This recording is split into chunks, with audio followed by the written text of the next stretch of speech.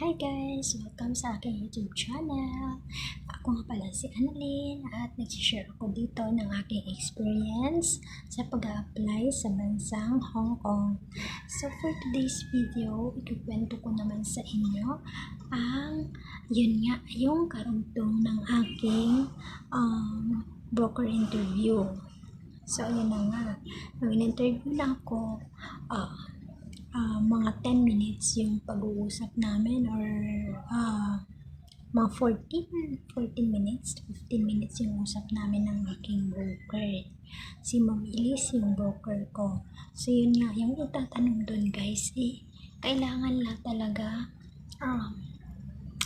tatandaan nyo yung kung anong sinulat nyo doon sa resume nyo kasi yun din yung itatanong ng broker sa interview. Yun din, tatandaan mo yung taon, lahat ng sinulat mo doon sa biodata mo, sa resume mo, mga experience mo doon, kung anong sinulat mo doon, yun. Kaya kailangan mo tatandaan kasi doon sila magbe-base at pag nagkamali ka doon, lagot ka talaga. Kasi lalabas na sinungaling ka at gawa-gawa mo lang yung mga experience mo. Kaya bago yung broker interview, pinapasa yan ng Maris Agency sa'yo yung copy ng biodata mo at sasabihin nila na i-memorize mo para hindi ka magkamali sa broker interview. So yun na nga, ayun lang naman yung tinanong sa akin about sa experience ko ngayon.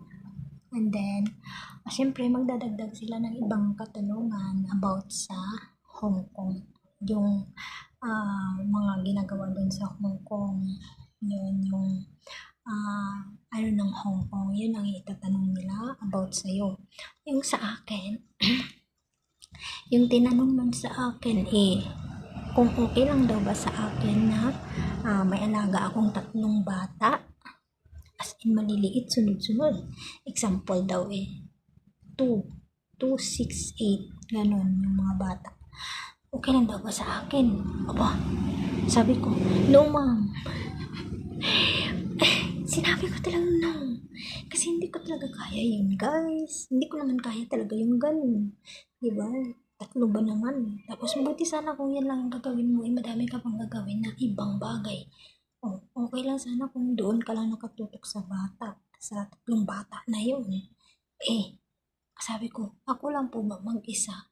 Yes, because in Hong Kong, sabi ganun, the house there is small. All houses there is small.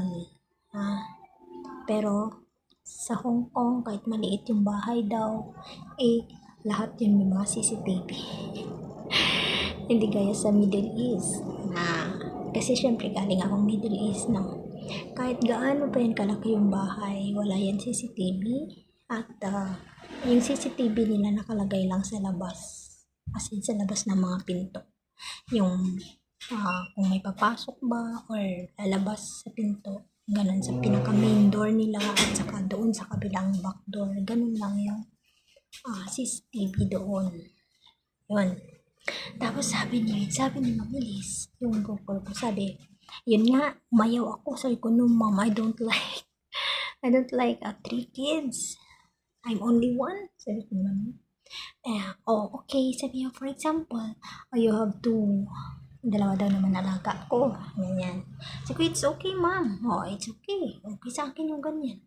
Tapos, okay lang ba sa'yo mag-alaga ka na may alaga kang pets, aso, kaya pusa? Sabi, yes ma'am. Sabi ko, ganun. Kasi okay lang naman sa akin. Mahilig naman ako sa pusa at saka sa aso. No?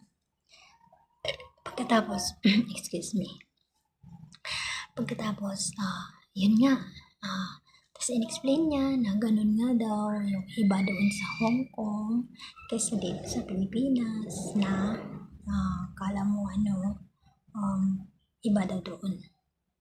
Yan lang naman in-explain sa akin. And then, nag-okay naman na siya. Tapos, sabi niya, next time daw, kasi anytime tatawag yung employer, mag-ready daw, always daw i-ready yung signal at yung cellphone lagi naka-on lang para anytime daw may tatawag na employer na mag-interview.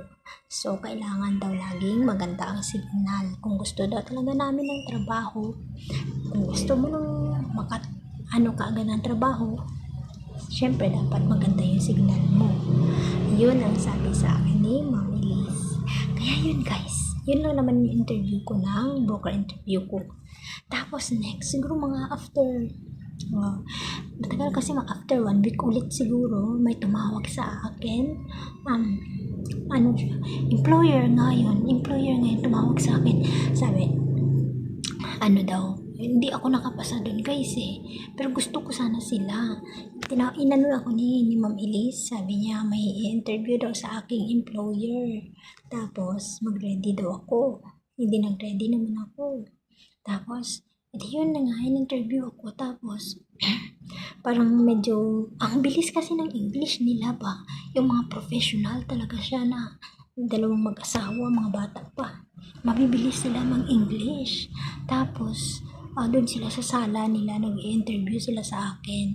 Okay naman, nasasagot ko naman, pero may dalawang question na hindi ko siya nasagot kasi yung again ma'am, sabi ko ganun kasi yung boses yung putol-putol, tapos siyempre sa probinsya kasi mahina yung signal, di ba? Tapos yung parang choppy-choppy, hindi ko siya masyadong maintindihan guys. Tapos pinapaulit ko, tapos yung question nila ang haba, alam mo yung tuloy-tuloy na mahaba, tapos hindi ko siya magigets ko siya nung unang tanong. Tapos yung mga karugtong hindi ko na matandaan kasi choppy nga siya. Tapos yun, pinapaulit ko sa kanila kasi kaya sabi ko parang bumagsak ako dun kasi yun nga, pinapaulit ko yung question. Oo. Tapos mga 2 beses yun natanong. Tapos madami kasi silang tanong, as in ang daming tanong. Tapos yun, hindi na ulit ako tinawagan ni Ma'am Elise. Ibig sabihin nun, pag hindi ka nga natanggap, hindi ka natanggap, di sabi ko, ano ba yan, ang tagal, walang maano na sa aking employer. Tapos sabi ko siguro ang pangit ng sabi ko yung introduction video ko, kasi pinapaulit nila sa akin yung introduction video ko, kasi dalawang broker yung nag-interview sa akin si Ma'am Elise at saka si Ma'am Iris. Si Ma'am Elise medyo may edad na to siya. Ito yung sabi nilang mataray, yung pero ako gusto ko siya. Yun si Ma'am Elise. Tapos si Ma'am Iris, bata pa yun. Bata pa si Ma'am Iris. Kikay-kikay, ganyan. Nakapasa ako doon. Sabi nga niya, congratulations, sabi niya gano'n. Pero alam mo yun, nakita niya kasi yung bahay, yung sa background namin, yung mga kawayan-kawayan. Tinanong ba naman ako ng sabi niya, are you sure you prepared, you're financially prepared? Sabi niya gano'n. Pag halimbawa may employer ka na, you can financially prepared for that. Yes, ma'am. Sabi ko gano'n. As in, ang lakas ng loob ko kahit wala akong kapera-pera. Guys, ang lakas ng loob ko. Sabi ko, yes ma'am. Sabi ko, ganun. Ang dami-dami niya yung tanong guys. Oo, yung si Ma'am Iris na yun, ang daming tanong sa akin. About kung paano ko daw binubuhay yung pamilya ko. May ganyan pa siya. Sabi ko, I have bank ma'am. Sabi ko kaya, oh really? Kasi nga, tatanungin nila kung bakit ka naging tambay ng ilang buwan. Bakit ka tambay ng ilang buwan? Anong ginawa mo? Sabi ko, paano? Ngayon ka lang nag-apply. Tapos, anong ginawa mo sa mga buwan na yan? Kailan ka umuwi galing Kuwait? Tapos, anong ginawa mo sa buwan na yan? Malalaman kasi nila. Kaya yun. So, kung anong sasagot ko dito? Paano ko daw pinapakain yung pamilya ko? Ganyan. Ay, naku. Tapos yun, nag-congratulation, natatawa siya sa akin, tawa talaga siya sa akin. Gusto nga ako nun tapos pinapaulit sa akin yung video ko, pati yung picture ko, ulitin daw. Hindi ko na inulit guys, kasi ang hirap-hirap magkuha ng sarili ng video, tapos mag-memorize ka ulit ng video introduction mo, kasi edit ko yun Kaya yun, ay nako. Ayan, wala na namang akong oras guys, matatapos na naman yung 10 minutes. Maraming salamat po sa panonood, hanggang sa ulitin ulit until my next video. Thank you!